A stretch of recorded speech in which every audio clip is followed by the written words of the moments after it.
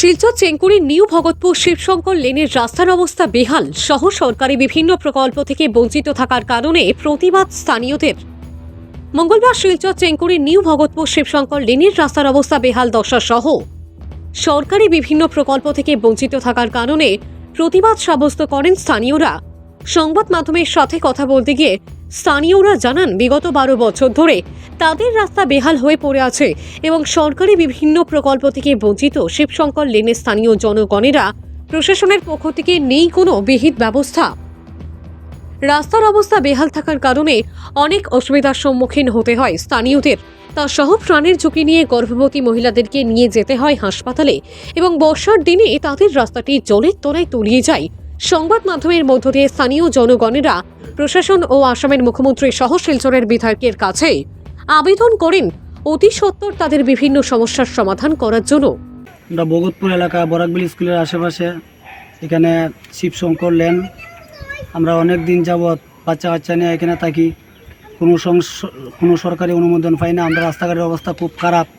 জ্যৈষ্ঠী আষাঢ় মাস আইলে পরে প্রায় 4 মাস রাস্তার মধ্যে জল থাকে। পোলাপান স্কুলও যেতে পারে না, মা বোন চলাচল করতে পারে না। কোনো একটা পেশেন্ট নিয়ে আমরা যেতে পারি না। রাস্তার মধ্যে দুর্ঘটনা যদি ঘটে তো এটা অনেক বিশৃঙ্খলা দেখা দেয়। কত বছর ধরে এই রাস্তার অবস্থা খারাপ? এই রাস্তার অবস্থা খারাপ প্রায় আজকে 12-13 বছর।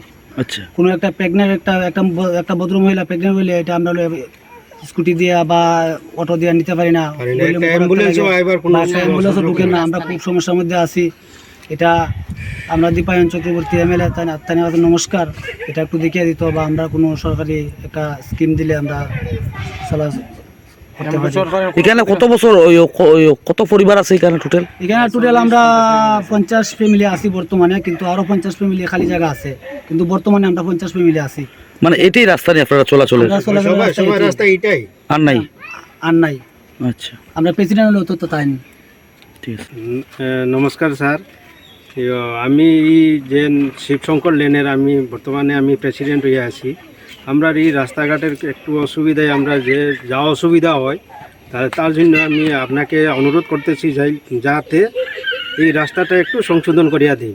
আমরা কত বছর যাবত এই রাস্তা খারাপ চলে আপনার? দীর্ঘ চলের 12-13 বছরের মানে এইরকমই চলের যা অবস্থা। মানে আমরা রাস্তাতে কোনো সরকারি একটা স্কিম পাওয়া যায় না।